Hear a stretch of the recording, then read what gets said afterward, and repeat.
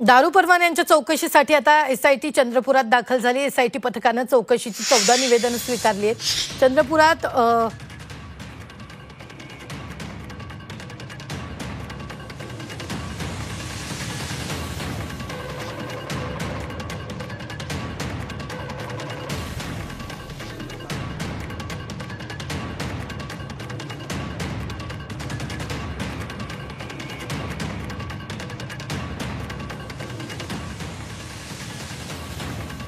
चंद्रपुरात निर्बंध परवाने वितरित झाल्याचा आरोप आहे। तर संदीप दिवाणांच्या नेतृत्वात एसआयटी चंद्रपूर जिल्ह्यात दारूबंदी उठवली गेल्यानंतर जुने आणि नवे मद्य परवाने वितरित करण्यासाठी उत्पादन शुल्क विभाग, महसूल आणि पोलीस प्रशासनानं नियमभंग केल्यानं जिल्ह्यात अनिर्बंध मद्य परवाने वितरित झाल्याची ओरड झाली होती।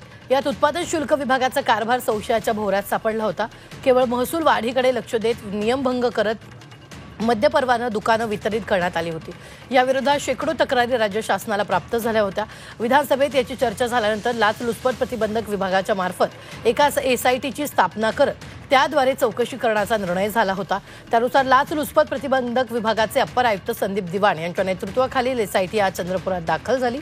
शहरातील लाचलुचपत प्रतिबंधक विभागाच्या उपाधीक्षक कार्यालयात पथकानं एकूण 14 निवेदनं स्वीकारली आहेत। उद्याही चमू शहरात याच ठिकाणी राहणार असून परवान्यातील आर्थिक व्यवहार यातून झालेले नियमभंगाची प्रकरणं याबाबत नागरिकांकडून माहिती घेणार आहे।